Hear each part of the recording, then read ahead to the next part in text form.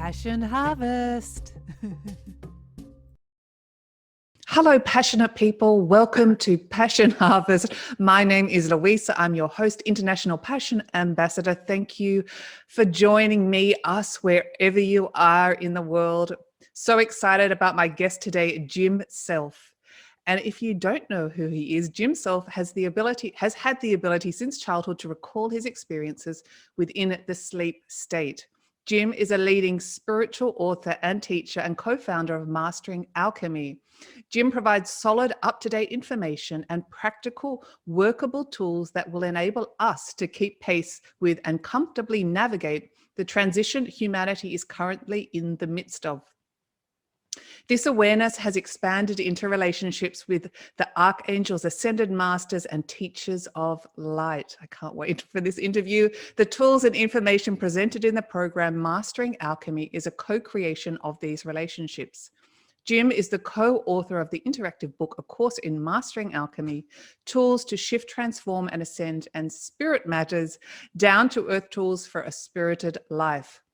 Jim offers free live webinars, videos, audio recordings, and essential tools on his website, along with the Mastering Alchemy Level 1, 2, and 3 programs, which can be found at his website, masteringalchemy.com.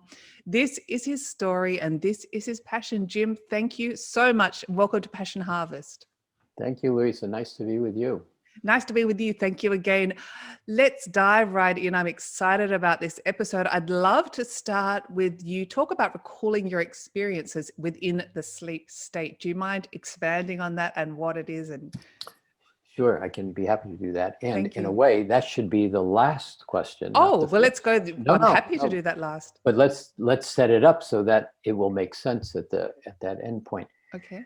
So if I was to say the answer specifically without expanding on it, I would say is the sleep state doesn't speak in English, French, and Spanish, and it doesn't translate into language as we understand language. Mm-hmm. So consequently, lots of people have a challenge when they go to sleep and they bump into dreams and they don't remember anything else for the other 8 hours that they go home every single night.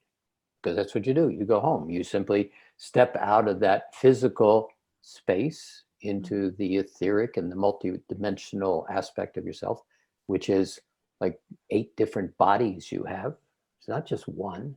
And you begin to connect with yourself in such a way that you simply go home. And in the simplest way, it's like you wake up in the morning and you step out of that space into your day. And when you go to sleep at night, you step out of your day into that multidimensional space.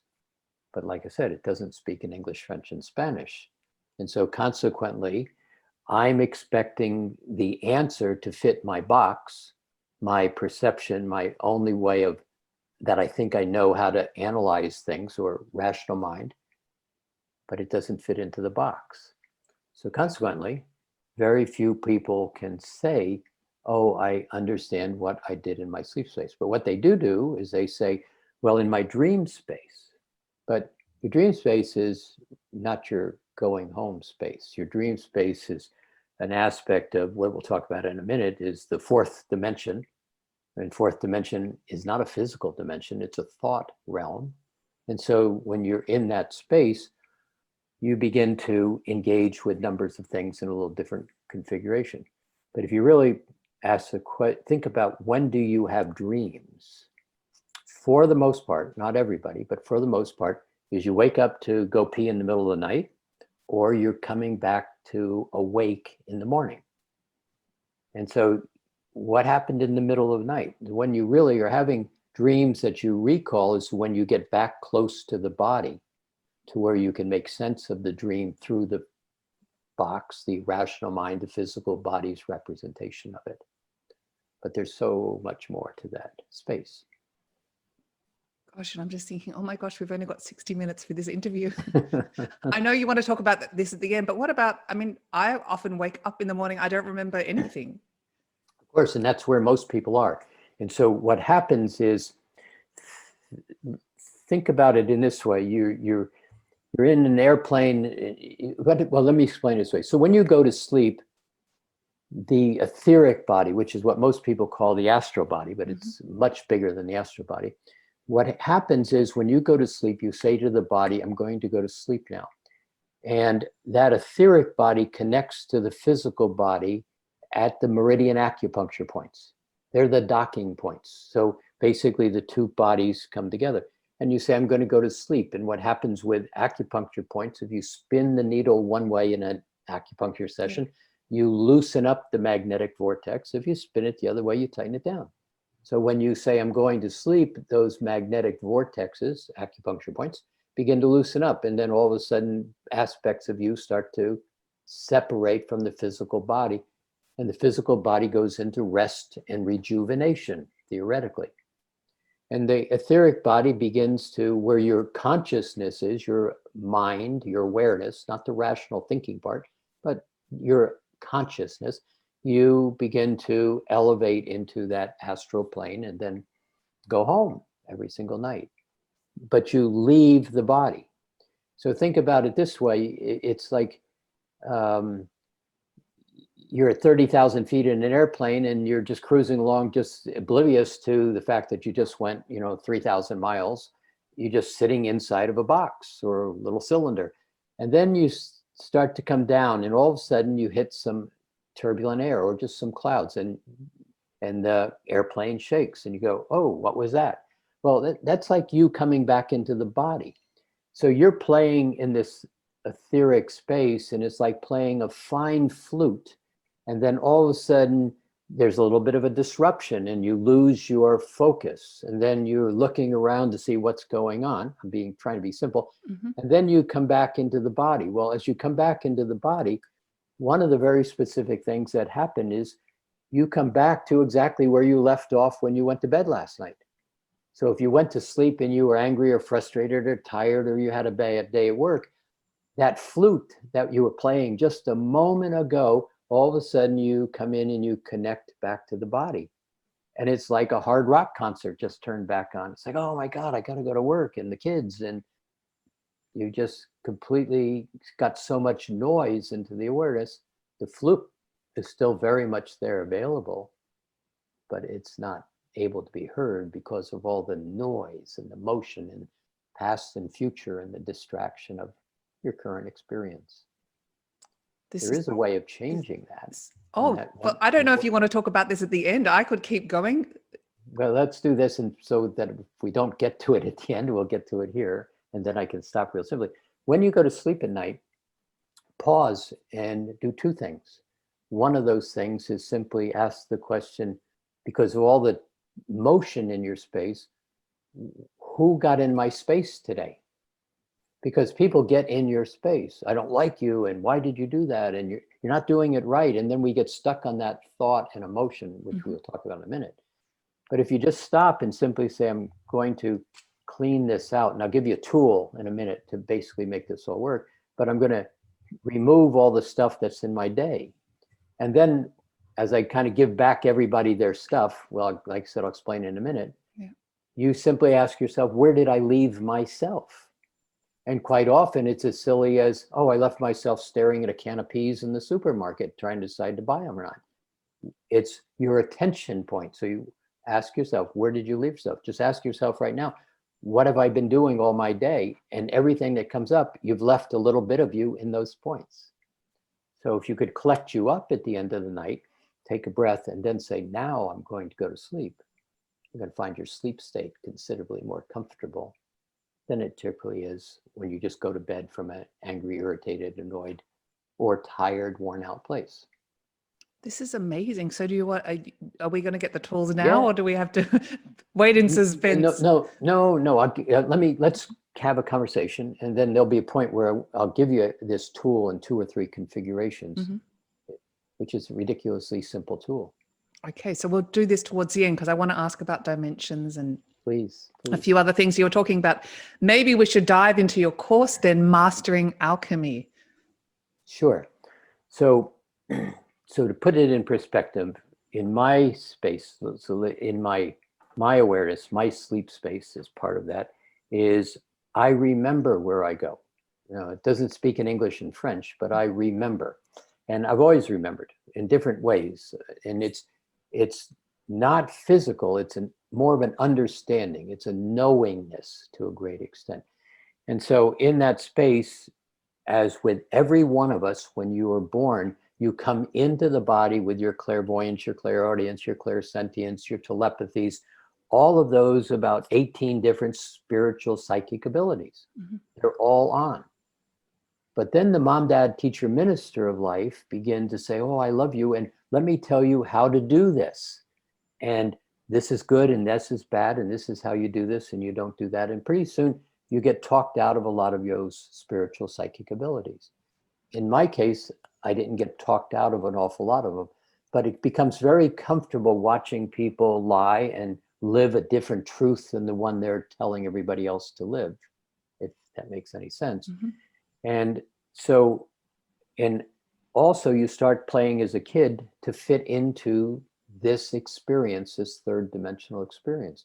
So you'll go to school and you'll do this. And then it begins to be this aspect of being created in the image of mom, dad, teacher, minister. We do this, we don't do that. We go to this school, we don't go to that school. We talk to these people, we don't talk to those people. We eat this food, we don't eat that food. And this is good and that's bad. And particularly watch out for the guy with the candy bar. And so to a great extent, that whole conditioning of right, wrong, good, bad, and should and shouldn't, which is the fundamental construct, a big piece of the construct of what third dimension is, which I'll answer that question for you in a second. But what happens is we wind up living in fear. We're taught pay attention and don't to a great extent. And so that little kid, if you look at that little kid at 1 year old, what do you see? You see a smile, you see joy, you see unhinged energy, you see these sparkling eyes, and then all of a sudden the no's and the don'ts and the stops and what's wrong with you? What's wrong with you? And then it goes on as you grow up even more so. It's you're not doing it right, and you're never going to succeed if you do it this way. And I told you. Yeah. And all of a sudden those bright eyes begin to be duller and duller and duller. And then we begin to grow up in this third dimensional construct of conditioning. Everything is conditional. There is nothing unconditional in the third dimensional game. And I'll explain that in a second also. And so what happens is we begin to carry around a whole lot of energy with us that basically says, I'm not okay. You're not okay. Now, the interesting part right here, if you want to change an entire reality, and I mean that literally right here, because I do it with thousands of people, is if you could understand that question that you've never been able to answer for yourself, what did I do wrong? You know that question? What did I do wrong? How come they Why don't am I like here in this well, reality? no, that's a bigger question. That's an easy one to answer. Oh, literally, that's one of the can you easy, answer that for me? I absolutely can. One of the easiest things.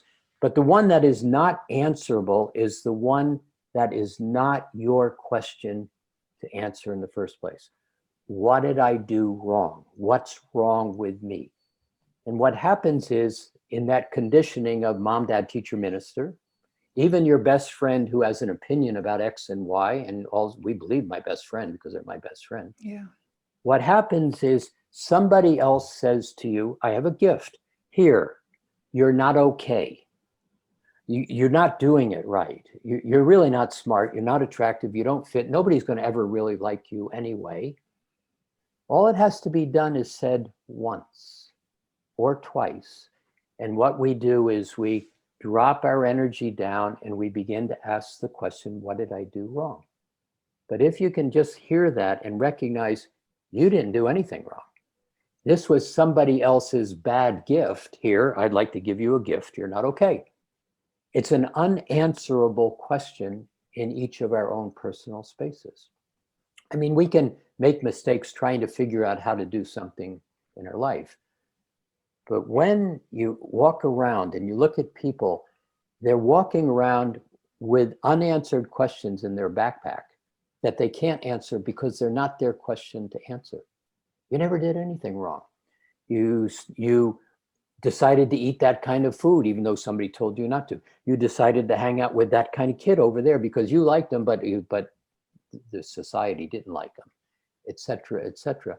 So you wind up with this conditionality in your space that basically the world says, I don't accept you to some level. Now, I'm not talking 100%. I'm Yeah. talking about in those one moments, those 1 seconds, because it only takes. Everyone can relate to that. Absolutely. 1 second, somebody said, boy, that was the stupidest thing you ever did. And do you go do it again? No. You never revisit it because, oh, they didn't like me. So one of the pieces of the third dimension, now to begin to answer your third dimensional question, is in the third dimension, it's very much about the external world. I have to go to them to get approval. I need them to like me. I need to get an A on my test so that I can get a job, so that I can be wealthy or successful. But what happened to that internal core guidance system that when you were a little kid, you knew it all the time? It was that place, that internal guidance system that basically when everybody said, let's go do this, something inside said, in that heart space, said, I don't think so. This doesn't sound like a good idea. And if you didn't do it, or better yet, if you did do it, you usually found out that, yes, that was a good idea not to do it. But I went and did it anyway. And it's like, oh, well, I knew better. Or the one that says, I'm right at the edge of the cliff and I've got to jump. I've got to fly. And everybody's going, no, you'll never succeed. You're not good enough. And yet that internal guidance system says, jump. And if you think about that, every time you listen to that internal guidance system, you came out on your feet. 100%. That's that nature of you beginning to be able to engage with and know you. But the challenge in the third dimension is, I can't trust me because they told me I wasn't okay. Am I making any sense? Absolutely. And there's just so much fear associated with. Sure. And today, all you need to do is look around, and fear is no longer this subtle, oh, if you do that, you're going to get in trouble. Fear is this blatant, if you do that, I'm going to make sure you get in trouble. The world around you is going through an extraordinary change, really quite a positive change, but it's not. I'm glad to hear that. I'd like to talk about that if we have time as well. Yeah. But on the surface, it's a very scary place out there right now. It has a lot to do with this very specific big transition going from the third dimensional state of mind, which I'll define now, to a fifth dimensional state of well-being. We're in transition. It's that simple, but it's simple is very seldom easy because it's challenging. Do you mind just very briefly, and it's a very hard concept to grasp, just to define what is a dimension? I can. So let's call a dimension a classroom, or even better yet, for the purpose of this, let's call it a box. And right now, we're all playing, you are playing in the third dimension, the fourth dimension, and the fifth dimension. You have access to all of those. But in each one of these boxes, there are rules and structures to that box. So let's just keep it simple. But in the third dimensional box, there is one thing that plays very, very strongly that nobody even challenges, nobody even has much thinking about, and it's called time. And in the third dimensional box, if you ask 100 people on the street, 99 of them tell you, if you say, what is time? They'll tell you, when they look at their watch, they'll tell you past, present, future, and then you die.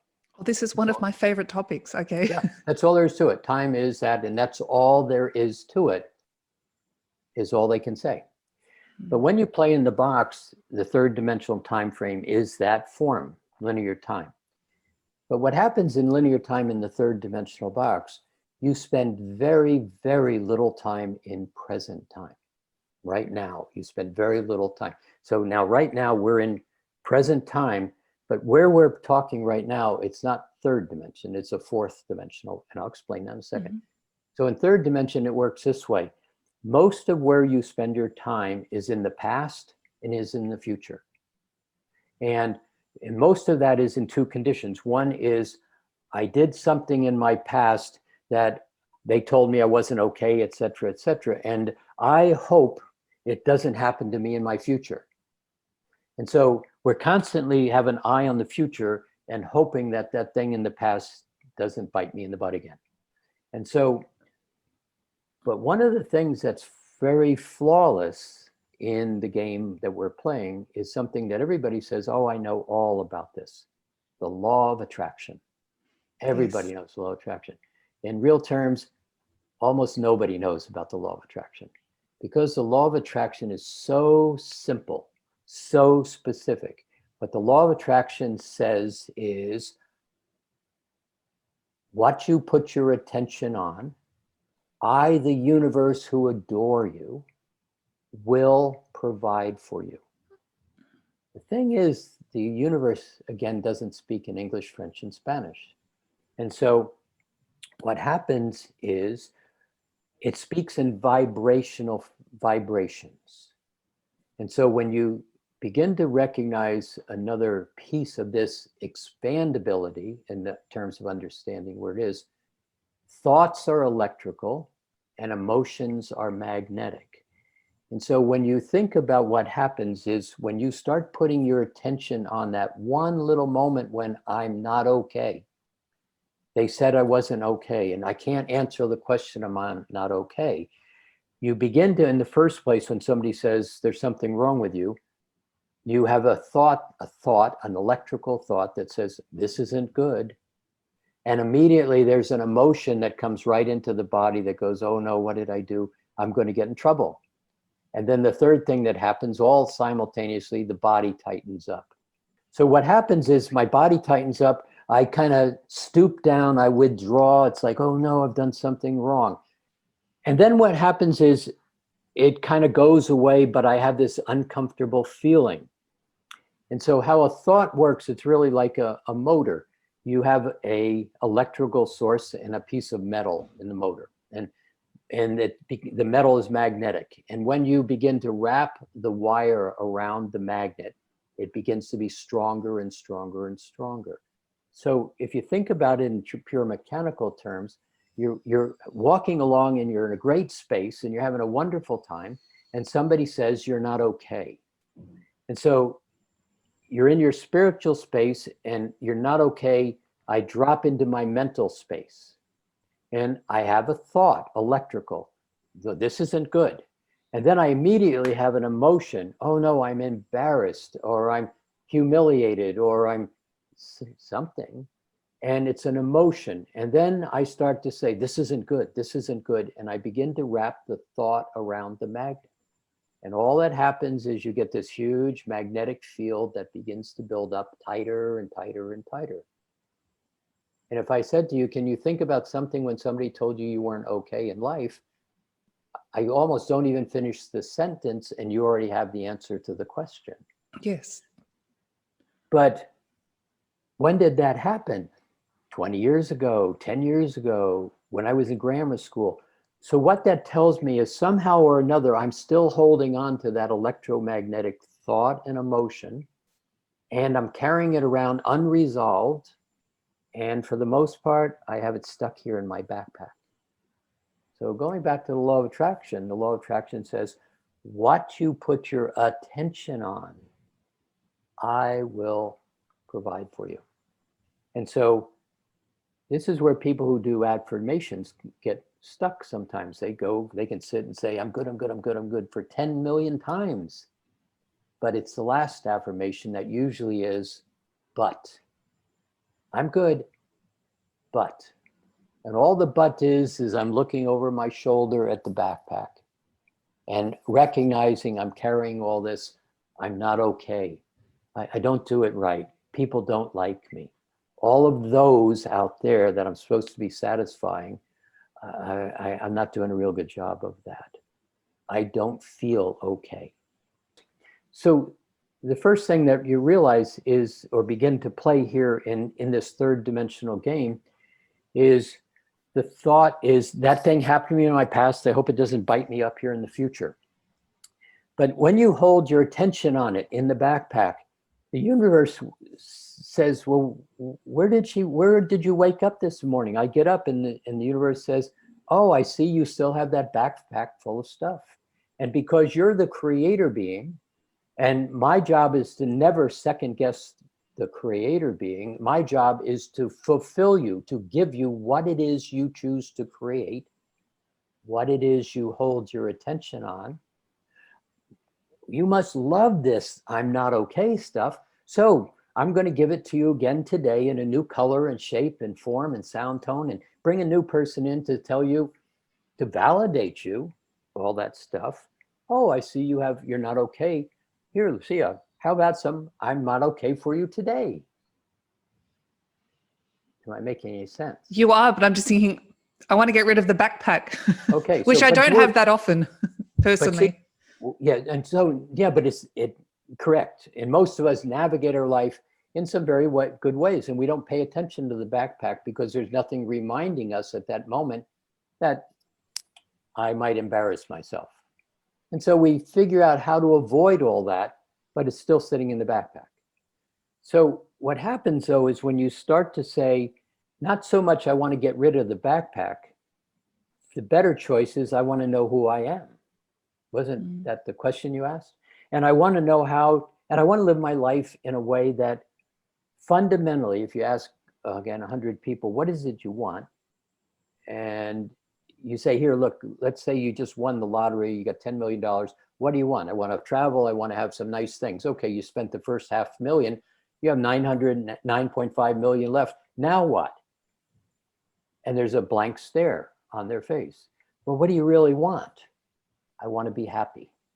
I want to laugh. I want to have good friends. I want to eat nice food. I want to sit and enjoy myself. I want to look at beauty, and I want to feel this smile inside that I'm enjoying my life. None of that costs money, but that's what people will tell you. So, well, but I'm playing the game in this third dimensional box. So let's add a couple more pieces to it. Third dimension is conditional, unconditional. And when you hold your attention on the vibration of the things in your backpack, even though they're not conscious to you, they're now unconscious, because I don't ever want to look at that again. I don't like it, we say. The universe says, hey, I'm going to give you a little bit more. And so all of a sudden I wake up today and here is something that relates to, again, I'm not going to be okay. I don't have enough money. I had a problem in my relationship. I just lost my job, whatever it may be. When that thing in your past comes up to bite you in the butt, because it will, because you're holding your attention on it, what happens is I am in present time at that minute, but I'm in a reactionary present time, meaning, oh my God, this wasn't supposed to happen. Present time, but reactionary present time.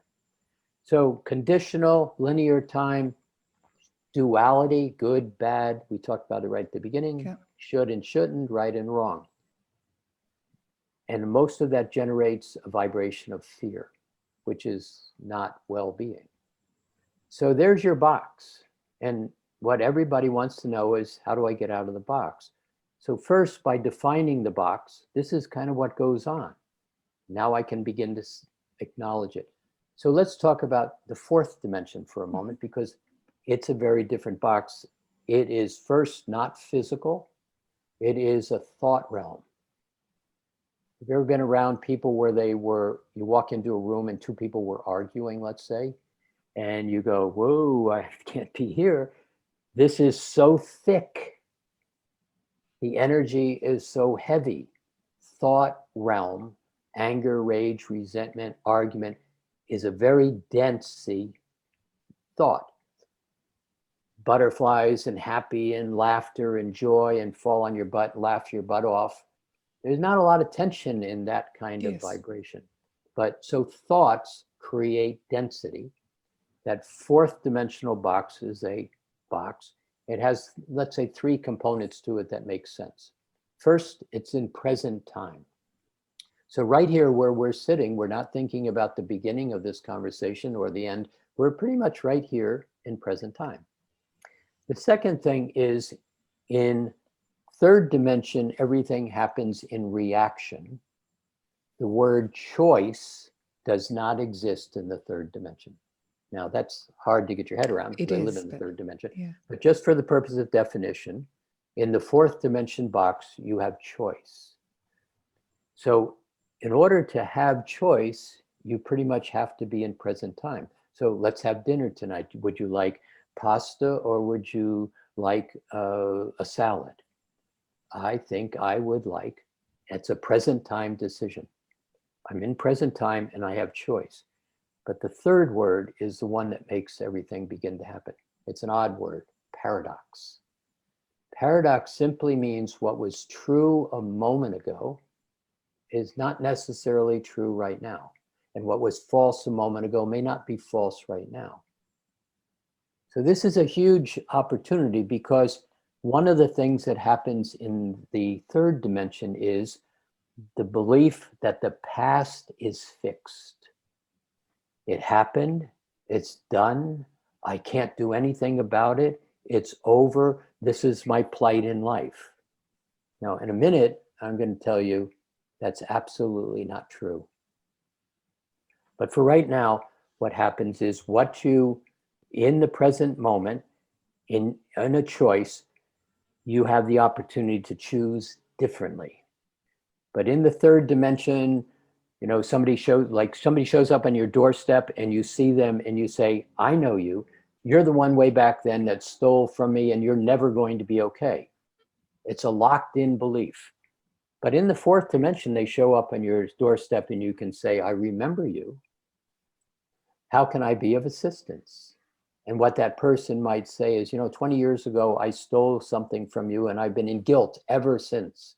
And I now have enough courage to stand here in front of you and give you back your $3 that I stole from you and tell you how sorry I am.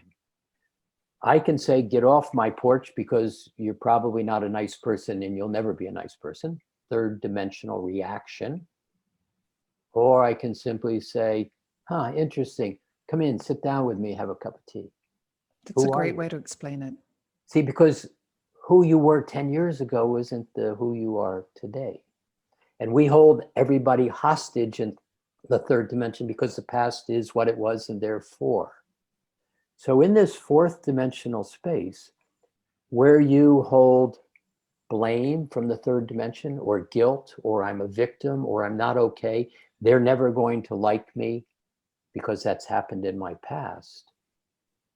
Would you like to find a platform to be able to simply recognize that the past is simply two things? One is it is a piece of information. That person stole my wallet. The second one is, or let's maybe put in another example. Somebody says, I say, how are you? And the person says, oh, I'm really good. Well, somehow, oh, I'm really good doesn't vibrate as like, oh, hey, kicking the butt, Yeah. really good. So you say to them, well, what's going on? And they say, well, my husband, wife died 20 years ago and I'm sad. Okay, I can hear that. But what they just basically said is I'm putting my attention on an event 20 years ago. And when I put my attention on the event 20 years ago, I choose consciously or unconsciously to feel the emotion that was tied to the event 20 years ago. What's interesting about that person, you say, oh, I'm sorry about that. By the way, how was dinner? You had a great dinner last night. And the person goes, oh, it was so good. Well, wait a minute. What happened to sad? Where did the sad go? Am I making any sense? Yes. And each So moment we have a choice. you have a choice in the moment, present time. But in present time, third dimension, it's reaction to the past. Yes. So you have this paradox where you have choice, which is your first real step of your personal freedom. But then let's move to the fifth dimension. Interesting thing about the fifth dimension is you cannot take your baggage with you on this journey. You can't take your embarrassment, victim, persecutor, rescuer format. You can't take grief and blame and guilt with you on this journey. You can't take it because that fifth dimension, in simple terms, is all about well-being, beauty, appreciation, gratitude, certain, capable, gracious, commanding your own presence, co-creation, cooperation, integrity. See, how do those words feel? they A kind lot of all, lighter, and they feel fantastic. So if we sometimes often even if we're in the fourth and we think about negative thoughts or the past and a negative, it's almost like we're slipping down correct. the So dimensions. there's not only is there a dimension, the box, but each box has a greater level of density to it. To a great extent, it was the game we came here to play, but that's a story for another day. So, Another but episode. but how do you get out of this? And by basically understanding you have choice and everything functions in present time, there is no past. There's a past, present time moment once upon a time. But that was an experience that you have access to in your recall or in your ability to recognize you just developed skill sets in the past. But you only live right here. This is all there is, right this second. Oh, wait, that second's now gone into the past. So now we're in a new second. Mm-hmm. When you start to be able to hold an attention point in well-being, everything begins to change. But we're so conditioned by what's in the backpack, and we're so conditioned by the collective human consciousness, and we're so conditioned by the agreement to play the game of the third dimension, that it's not hard, but it's one of these things where you are presented with another set of choices than just, this is how it is, mom, dad, teacher, minister said. Yep. I would like to have a sense of my own space and be able to observe kind of Shakespeare's theater out there from my space and be entertained by the game that's going on without being terrified about what I'm afraid is going to happen to me. Because as soon as I start thinking about I'm not okay, begins to be more prevalent. So would you like some tools? Yes, please. Okay. So let me unravel what I just said. So one of the very valuable tools, and I'm going to explain two tools, and they are the two most valuable tools in my toolkit for me. And in the toolkit, I believe, for everybody that's playing. And so this body of work for Mastering Alchemy is a journey. It's not a certificate on your wall after a weekend class. And it takes time. It's not something that just happens real quickly. Mm-hmm. But at the end of the journey, and there is an end to this journey called Mastering Alchemy, it doesn't linger forever and ever. There's an end. And that end point is putting the seventh layer of the light body together. So you can basically begin to be conscious of being conscious in a multidimensional space and being able to navigate on your terms. That's the end point of Mastering Alchemy. And there's a long pathway between the beginning and the end. But at the beginning, these two tools I'm going to talk about right here are the same two tools that I'll tell the people at the end when they say, tell me the two most important tools of everything I just learned. Yes. And I'm going to say it's called the rose and the words. Now, let me explain that. Mm-hmm. So you know when somebody steps too close to you, you kind of feel softly, you feel violated, or you feel, well, that's too close, and you have to step back or adjust yourself. And so spiritual people also have an awareness that somebody just stepped into my energy field, into my aura. Yeah. So if you were to basically start with what is my aura and how do I manage it and how do I begin to understand it, and also what is mine and what is not mine, because a lot of what I hold my feelings around are emotions of other people that don't belong to me. So the first thing that is useful to understand is, where does the edge of your aura kind of start and stop? And there is a defined edge. And so everybody listening, just simply do this. Take your right arm and stick your arm straight out in front of you. I'm doing this too. Okay? Yes, yep. Please do. Straight out in front of you. And then just turn your palm towards yourself. And plus or minus an inch or two, depending on how you hold your attention point, that's the edge of your aura.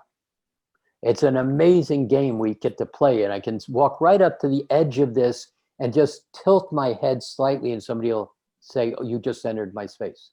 And they'll be absolutely correct. So if you first can just basically recognize we're going to call that the point, the starting point. And I want to distinguish myself from the rest of the universe, not good or bad. I just want to know where I begin and where I start and stop. So if you know what a rose looks like, can you imagine a rose? Or can you Flower. remember a Yes. rose? Yeah. So let's do this. Put your hand straight out in front of you again, palm towards you, and between your thumb and your forefinger, would you create imaginary rose? Mm-hmm. Okay. Yep. Now, allow your imagination, because it's one of your best clairvoyant skills. So right here, and what I'd like you to do is just pull your attention back to your side of the rose. Be on your side. Yep. And everything on the other side is Shakespeare's theater for your entertainment. Now, that would be kind of a cool concept. This is me, from the rose to my heart, and everything else is there for my entertainment. Sounds wonderful. Okay. Now, the other part of this rose is, if you were to, don't stand up because of what we're doing, but if you were to stand up and then just kind of spin around with your arm out in front of you, you would create a circle with that rose. That's the containment field of your aura. Same thing above your head, below your feet. So you're kind of in that proverbial egg shape. Okay. But if you can put this rose on the edge of your aura and begin to play a game with yourself, observe from your side of the rose. And let me give you one more piece of this information, because it's what I referred to a minute ago. Take a breath and then just pull your attention in behind your eyes. Be in the center of your head. And from the center of your head, look through your eyes at what's out in front of you. Now, the distinction is, don't go to what's out in front of you, because people say, look at that, and there you go, over there. So you're just going to look at the wall, whatever's in front of you, from the center of your head, and take a breath. And be aware of this rose on your side. Now, in order to do that, you're in present time. You're paying attention to yourself right now. Does that make sense? Yes. And very conscious. Okay. Very conscious. See, that's exactly right. I'm in present time and I'm conscious. And now just take another breath, and without even thinking about this, would you just be grounded? And so grounding is real simple. There's this line from the tip of your spine to the center of the planet. It was there when you were born. It's not something new. It's always been there, but it isn't necessarily activated. And one of the things is, if you just kind of feel your first chakra sitting on your butt, take a breath and just have a sense of dropping that line to the center of the earth, which isn't very far away. Yep. And then would you give the command to the grounding cord to simply turn on? It's an electrical switch. One of the things that it does, now take a breath, you're working too hard. Oh, am I? Yeah. Okay. But that's the fun of the whole thing. Is I think I forgot to breathe for a minute. Exactly. And that's not uncommon either. And we don't breathe very well at all. But what happens is, when I'm in present time, I have to breathe. And so if you ever catch yourself not breathing, you're thinking out of the body. That's a topic for another day too. Yep. But if you can just kind of be grounded, one of the things that this grounding cord does when you kind of turn it on, being really simple, but that's about all there is to it, is it becomes very attractive to the electrical thoughts that we hold ourselves hostage to. You just ground them off. It's like the third cord on the toaster, so it doesn't surge out and kind of fry itself. All those thoughts that we run around with, I'm not good enough and I'm afraid, and I don't, would you like to just give yourself some room to get rid of those thoughts? And it's as simple as just relaxing right into the body, being grounded, taking a breath, be in the center of your head. And sending them away down the cord to the earth. And just having the intention of relaxing into that cord. Now, people go, oh, it's too simple. Well, it's simple sometimes is not easy, because quite often we're like a freight train at 90 miles an hour, and I'm sitting over here saying, turn right. Just turn right. And people will argue, no, I'm going to crash and I can't do that. No, just relax, be grounded. What happens when you start to get into present time, if anybody meditates, you realize that I'm trying to meditate and all I can do is think about all these noisy things. Takes you half an hour if you can do that. The noisy things are always there. You aren't. We're too busy out of the body in the past and the future worrying about and protecting. That make any sense? It does. So more grounding and more of the rose, being aware. Yeah, but see, this is where it all begins. So the grounding and the rose, and I'll talk about words in a minute. These are your natural state of being, functioning from the heart space that we have moved ourselves away from in order to make sure that they like me. And that one of the pieces for another conversation, the rational mind, that thinking mind, it really has two jobs. One of its jobs is to keep you safe, and the other job is to have you fit in. Now, if you think about those two things, very third dimensional. Yes. Is because if I all of a sudden want to go rip my clothes off and run down the street, it's like, no, you can't do that because, and they won't like you. And so here's that conditionality. I have to do for them so I don't have them get upset. Yeah. Are we making any sense? It does. I'm just imagining running down the street naked. Yeah, go for it because it makes you happy more often than not. Right. Yeah. So these tools, this is really simple. This is kind of the simple part of level one. But what happens is you begin to start to recognize there's more to me. And I can like me. And you mean I can choose my own life on my terms? Yes. And you say I'm okay. Well, it's impossible for a person to not be okay. It's impossible. But what happens is you have to work really hard at being not okay. And so being not okay is I'm giving up my seniority to those people over there because I want to make sure they like me. I don't want to interfere with their life, so I'm not going to say what I'm really thinking. It's a bit sad, isn't it? Well, it's how the game works. And all we're doing here is not to point out how, I mean, we could say, well, thank you for the interview. It's really been nice talking to you. Have a happy life. I'm going to go away right now. Then I've just left you with a big pile of all the stuff in my backpack. Yeah. But that's not the point of this conversation.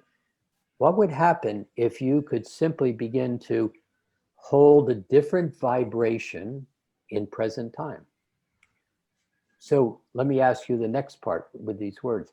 So now, everybody listening, just play this little game. So do you know what certainty is? Have you ever been certain? Yes, I have. Okay. But I mean, there's always sometimes that sort of niggling little self-doubt, but it's complete trust. Okay, but you know what certain is? Yes, of course.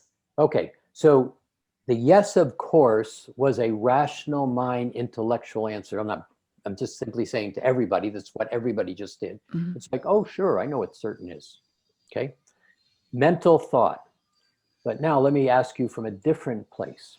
So have you ever felt certain? Now here, don't even think of, so what you did is you just went into think about, did I feel certain? God, I did. This is like a trick question. Okay. Yeah, no. So now let's see if there's a distinction. So literally, really everybody, but close your eyes and simply take a breath, be in the center of your head. And I'm going to ask you to find the feeling of certainty. Just kind of feel certainty.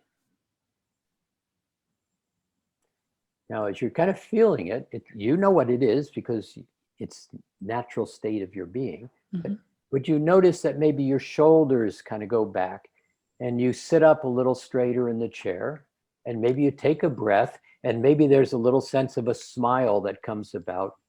Which I just did all of the above. Yes, you did. Because that's what the vibration, remember I said law of attraction, yes. Vibration? That's the vibration of the word certainty. What you just experienced was a vibration. And the vibration simply, in terms of the body, it gives it room to relax and kind of sit up. It has a positive feeling to it. It's comforting. I found it comforting. Yes. But what if there are a whole bunch of words like that, and these are heart words, and they're your natural state of being? What if you had 10 words, 10 vibrations, I'm just making up a number, and basically you don't think I'm certain, you start to live from certainty. Mm. Would Feels that be an good. interesting place to be? So let me ask you another question. So have you ever been capable? Do you know what being capable, are you capable? Yes. Okay. Answering from my heart. Ah, yeah, of course, because there was the That was smile another trick question. and the feeling. But see, now pause for a minute and then close your eyes again. Okay. And would you feel capable, not think capable, just to let that sense Mm-hmm. of the feeling be present in the body? Now, we're not looking for all the people who told you, no, you're not. Just how does it feel? Again, there's a sense of strength. I was There's a, just about to say that.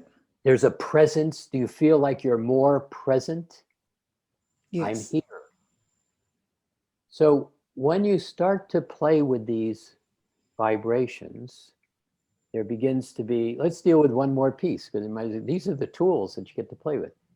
So would you, again, just close your eyes and be aware of the feeling of certainty, and then relax into neutral. Neutral is great vibration. It's simply you step on the gas, everything revs up, but nothing's engaged. Neutral. Mm-hmm. And then would you feel capable? Okay. Now there's a slight difference between capable and certainty. Now go back and feel certainty. Yep. Then feel capable. And then be in neutral. Another breath in neutral. And then would you find the feeling of seniority? Seniority. It's kind of being senior in the body, not old, senior. This is And not senior to other people or other, correct. just, okay. This is who I am, senior. And there'll be that strength and that presence. And there's that word aligned right next to it, certainty, capable. And then would you simply notice this distinction? Would you be senior and capable? And then would you be senior and certain? Just kind of shifting the vibrations of the feeling. And then would you be all three? Senior, certain, capable. Take a breath and recognize you're in the center of your head. And this is who I am.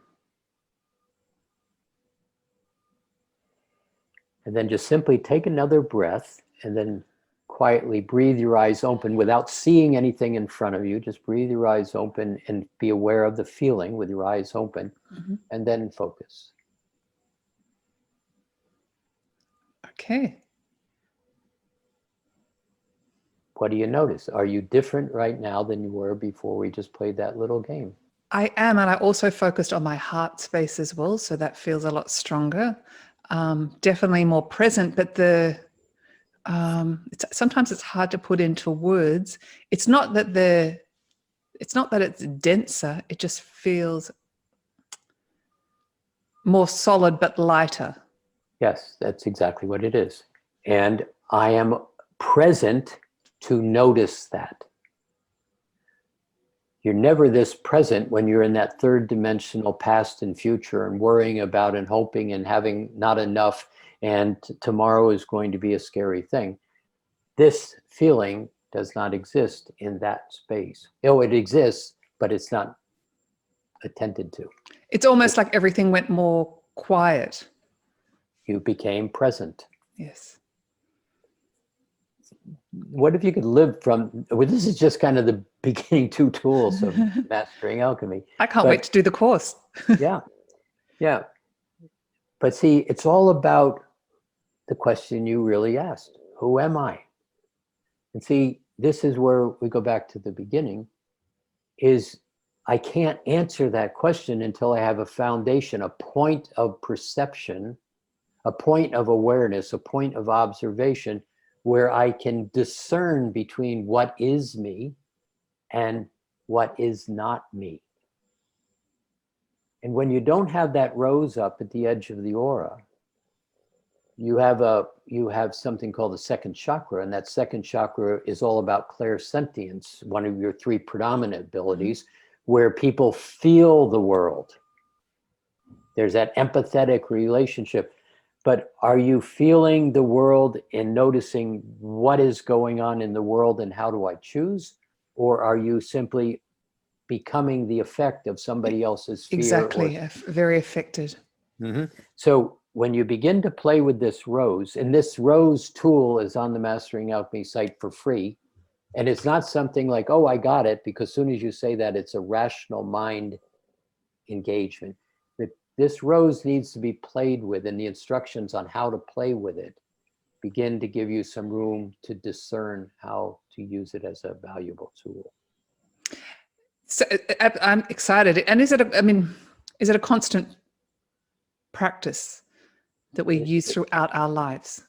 It's a practice remembering who you are. See, who you are is the rose, the grounding, the center of your head, the higher mind, functioning from the heart, observing and then choosing an action and living in well-being and allowing the noise and the fear and those things to exist, kind of to be in the world, but not of that world. That's a choice in a fourth or fifth dimensional space that allows you to have paradox in the choice. I used to think this, I used to live this, but does that support me? And if the answer is no, there you are having a past experience that you're looking at in the present moment without an emotion and able to say, I don't need to carry this around anymore. And the part that's the hardest to hear, but it's the simplest to experience, is that awareness, that memory, that construct, that invalidation. As you begin to hold this space in present time, disappears from your reality instantly, along with most of the memory structure that the person who said, you're not okay, dear, let me give you this improvement, do this and you'll be okay based on my terms. All of a sudden it's like, no, that's not my truth. It's virtually gone instantly. No therapy, simply gone. Now, I'm not selling you anything. I'm simply providing you an observation of what's possible as you begin to start to know yourself. And obviously from my own personal experience, it's sort of all this conditioning. You said it, nothing's instant. We want everything instantly, but it's unwinding years of practicing ways of doing. See, you're exactly right. But see, you're trying to unwind what you've been doing. What you just said is very correct. But what if you could just step to the side of all that and build a different platform to kind of stand on, certain, capable, gracious. Which feels really good. And then from that perspective, choose which life feels better. The one that's got all of this stuff in it that I've accumulated, or the one where I can just simply choose to begin to live. Now, is there a little unwinding in the relationship to the third dimensional box? Yeah, but once you begin to know that you're not the box, you're not that good, bad, right, wrong, and the ability to choose a different choice from this platform, that begins to simply allow you to do things that you did not, one, know you could do, and two, didn't feel you had permission to do. Getting to know yourself, very interesting. So just moving along, well, in the interest of time, even though there is no time, how does this intertwine with the sleep state that you were talking about? So you can't, so let's say we just began to define a platform, right? We just said the rows, the tools, getting to stand in a point of reference to observe myself. As you begin to get into the heart space, as you begin to get into I like me space, let a lot of the noise fall away, which it does because it's not your noise to It start with. does. You begin to start to have an awareness of what goes on in these multidimensional aspects. Not so much what goes on there, what you do already there. See, those other parts of you already exist fully consciously. They just simply are not connected to you right here. Again, it's part of the whole game that we came here to play a long time ago, to forget, to be separate from. But the bigger part of you is fully conscious. And so what you're now doing by beginning to get into a place of stepping out of that third dimensional game into well-being, you're beginning to have access to. For example, there's something called the Eye of Horus that people know as a necklace or a mystery school. Yes. It's those things, I guess, but it's really a place in your brain that connects the hippocampus, the pineal, the pituitary, the hypothalamus glands, the sixth chakra, the seventh chakra, all into one functioning unit. And when you start to turn that back on, all of these spiritual psychic abilities, clairvoyance, clairsentience, they start to operate as a unit of consciousness. And again, that unit doesn't speak in English and French. It speaks in knowingness. And you start to begin to know things. Now, keep that real simple, know things. You start to begin to recognize, in the same way you have that light bulb go off every once in a while in your head as people talk about, you say, well, gee, I wonder how that happens. Oh, I could do this. That's the knowing space. That's begin to be where you draw your attention from. But something very specific starts to happen, and it really happens kind of by you beginning to know yourself along this journey. You get to a certain point where a lot of the noise, what I should do, what I'm supposed to do, how I'm supposed to act, the kind of food I'm supposed to eat, all of a sudden that becomes uninteresting. It just starts to drop away subtly, and it's not missed, it just drops away. But what's really happening is, instead of needing the world to tell me I'm okay, I need to go to the world. You start to find that I'm not disrespectful, I don't need to go to the world. But what happens when I begin to like me, everything comes to me. And you start to have this space where you begin to say, gee, I'd like to go to the movies on Friday night. And an hour later, somebody calls and says, I have 2 tickets to the movie. Your first response is, oh, that's a coincidence. That's what I was thinking a little while ago. And then it happens again and again and again and again and again. And it begins to be really quite obvious. This is not a coincidence. I am simply sitting in this quiet space that I'm creating, beginning to use the 8th chakra, the 9th chakra, beginning to use the Eye of Horus, starting to function from the heart, starting to turn on aspects of the brain that have been turned off. And I'm beginning to have an intention. Law of attraction, this is what I'm holding my attention on, and my attention. And all of a sudden, it starts to happen in my awareness. Everything begins to change. Now, be really clear, I'm not selling you this. I'm not trying to, this isn't a come join Mastering Alchemy conversation we're having. This is something that is who you are. And so when you begin to play in that ability to start to have awareness in knowingness and not needing it to happen in language, you start to begin to play in that sleep space in such a way where, while you're in your dreams, for example, off and on all night long, you're able to actually begin to change the dream. You ever get in a dream and go, what am I doing here? Where did this come from? What if you could begin to create in the dream the space 2 weeks later in your physical world that you would like to experience differently? And then, as one of the other things, time and space are one thing, they're not two things. and time and space pass through you, you don't pass through time and space. That was over your head, not your head.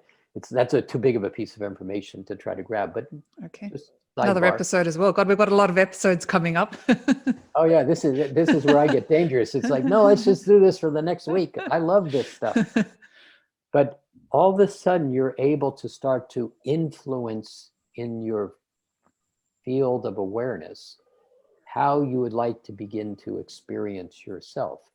And that's when you start to begin to have connectivity to these higher layers of you in these other dimensional spaces. And I mean, it sounds wonderful, and I've experienced that as well. You keep talking about the game. Is that just related to, I'm assuming you're referring to, we live in a game, the game of life? So, religion is basically created the story of the fall of consciousness and a bad angel and wars and all these kind of things. We are in, how do you say this? Source, creator, God, whatever label you wish to put on that entity. Really, the short version, wished to simply know itself in its fullness. And so one of the things that it did, according to the Archangelics telling the story, which is another story in itself. Another episode. Yep. So they basically said the source created the creator gods, aspects of itself that basically gave a blueprint and said, go out into all the places that I don't know myself and create. And they did. And part of the whole process, this is a throwaway line because it's not able to be grasped, but we understand physicalness as kind of everything. But physicalness in real terms is just a creation. And it's like a single grain of sand in the vast deserts of all the universes. One grain of sand called physicalness. Everything else is non-physical. But when they started creating physicalness, I'm going to be really simple. Let's say they created it in 12 dimensions, but they just started at one layer. And it was, we'll call it a dimension and call it a density. And then they explored density, physicalness. And then they said, what's more? And they went down a little deeper and a little deeper and a little deeper and a little deeper. But when they really got to this place that we call now third and fourth dimension, there were lots of wobbles, things that came together, but they came together at an odd angle, let's say, Right. and it worked fine in that part of the game. But when it got deeper into the density, all of a sudden what was sitting at that odd angle kind of crashed because this density did not support that creation. And so this is where the concept of fall of consciousness came from, is a lot of things that worked in the different higher dimensions simply didn't work here.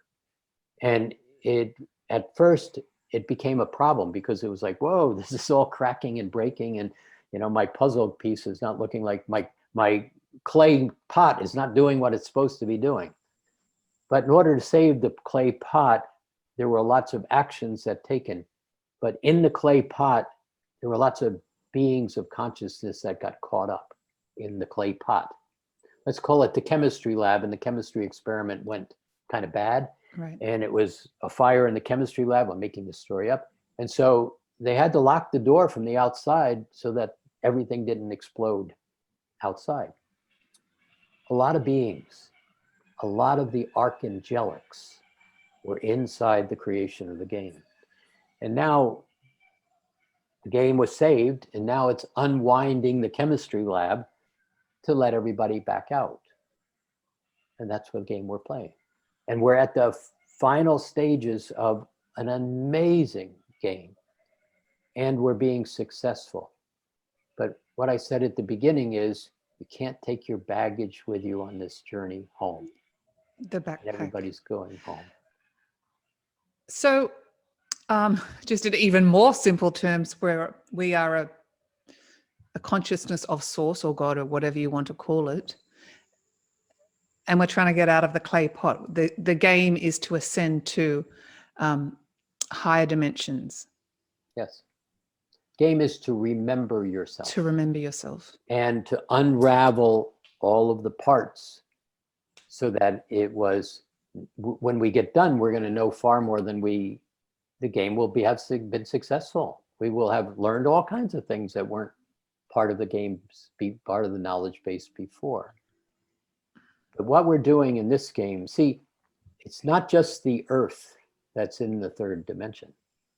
There are universes that are locked down in the third dimensional game. But what is being done on the earth and what we're doing is basically beginning to free up massive sections of that third dimensional game. Now that definitely is a story for another day, but through consciousness, through remembering yourself, beginning to put templates of opportunity. Oh, I love that. I'm going to write that down. Templates of opportunity. Oh my gosh, this may not be another episode, but the current climate that we're experiencing, and you did mention lockdown, that obviously relates to the control of the third dimension. The control for the third dimension. For the third dimension. So you have, words like competition and advantage, greed, imposition, all of those words, there are a lot of beings who are also waking up from the game that are really angry, and angry for some reasonableness, but they're really angry. But they don't have the time to process the anger in a lot of ways. Everybody is waking up. And so as they're waking up, and where they've been playing, particularly for this last 60-year period of time, very much an advantage and competition, and mine's bigger than yours, better than, my grass is greener, et cetera, et cetera. That space of advantage doesn't work on this journey. See, everybody has to go home. And there's constructs that have been put into place so that everybody doesn't have to go home at the exact same time. There are many that are waking up, but the ones that are mostly waking up right now aren't leaving into the well-being. They're stepping into the well-being. They're beginning to recognize a consideration that basically, see, a lot of people say, well, I'm a healer, and when I can fix everybody else, and when I can get the world right, and I can get the environment right, and climate change right, and then I'll take care of me. That doesn't work that way. You have to take care of you first. But see, it's really this space where you start to play where we've just been playing for the last hour, basically. It's when you begin to give to yourself, 100% to yourself, you find that you're 100% in service to others. It's kind of like this space where you walk out of the grocery store door and your hands are full, and you're looking at the little old person with their hands full, and somehow you stop and you manage to hold the door open, and they say thank you, and you say, oh, absolutely, you're welcome. 100% for me, 100% service to others. There is no separation in that smile of giving and receiving. The smile and the thank you to the little old lady was the one that said, oh, that felt really good for me. Yeah. And see, this space is 100% and 100%. And as you begin to start to know yourself, you start to have a radiance of light that begins to be seen. It's that candle on the candlestick, so all in the house can begin to see. It starts with you. And it starts with you not being a victim, not being in fear, not being guilty and blame, not playing the 3D game that we described. It's simply you giving yourself permission to have for yourself. And it's in that space you find that your giving side improves significantly with graciousness. It's so true. And I can only speak from my personal experience, but when you're in that state, the world around you, outside the rows, does completely change. Yeah. So why don't we do that all the time? Because if we had that conversation with most everybody right here, most everybody would say, yeah, me too. So why doesn't it happen? And the reason it doesn't happen is I don't know how to get out of the third dimensional box.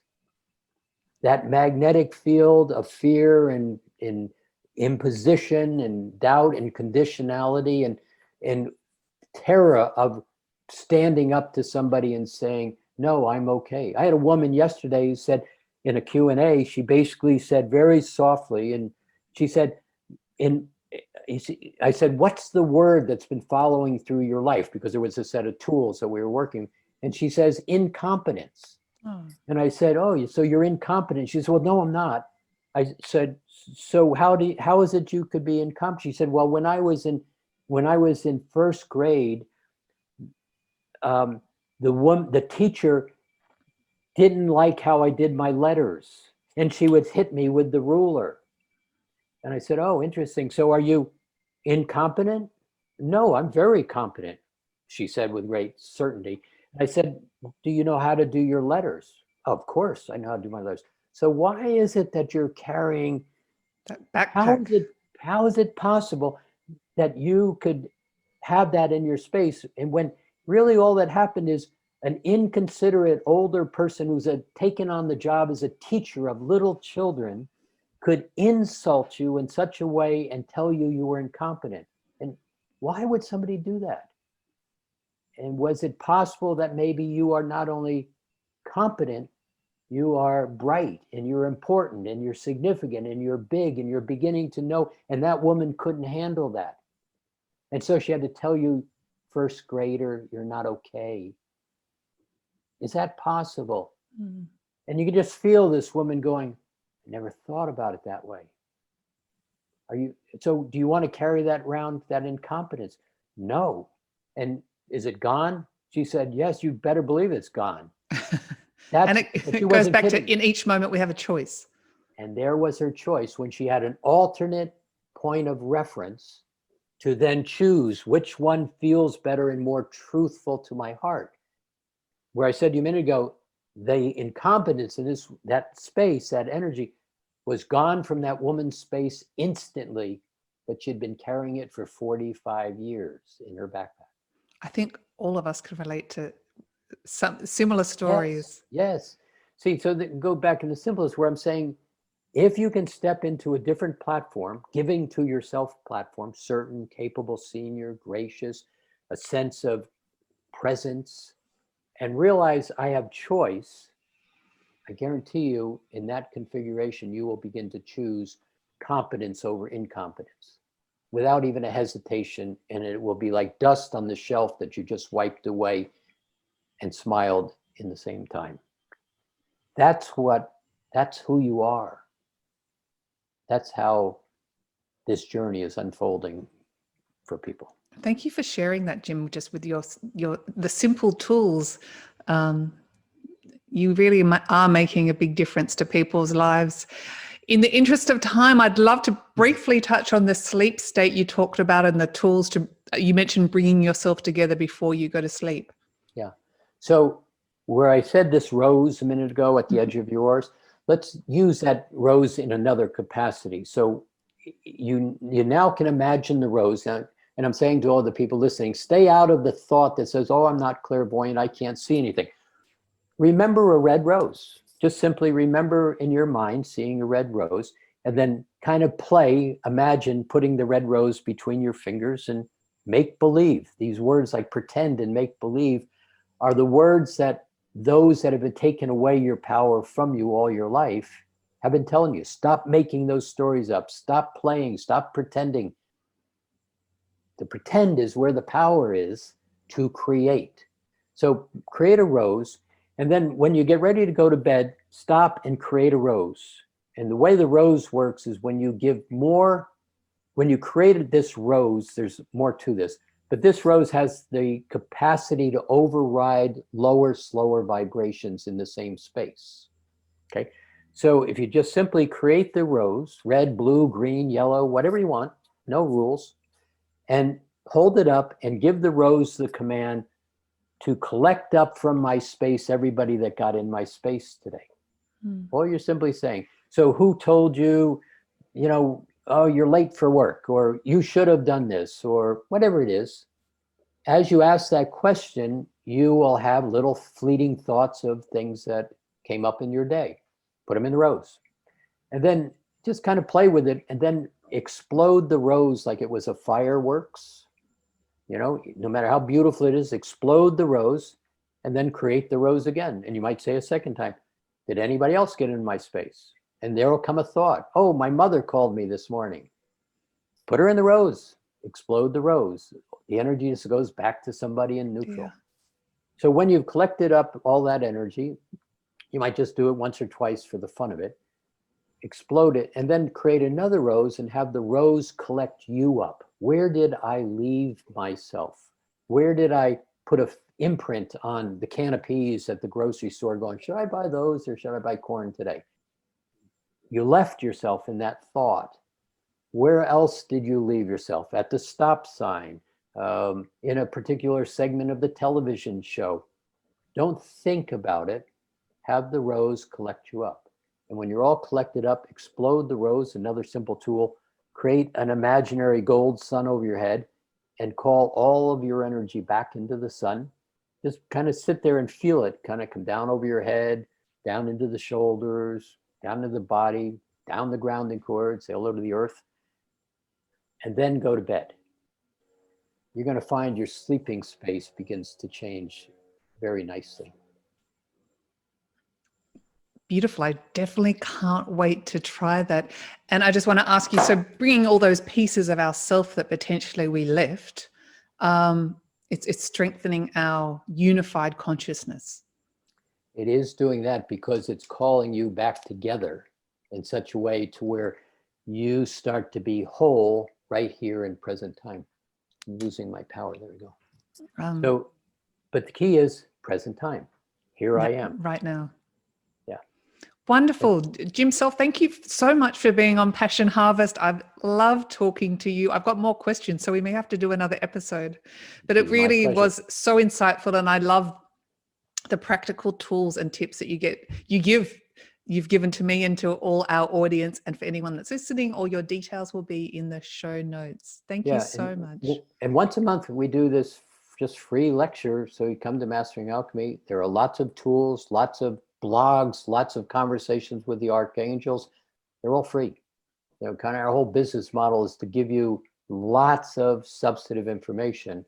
And then if you want to play in the level 1, 2, 3, you have an understanding of what you're doing before you jump into it. That's great. So everyone go and have a look. Thank you so much, Jim. My pleasure. Okay. Bye-bye. Bye. If you like this episode, please do subscribe for weekly passionate inspirational interviews.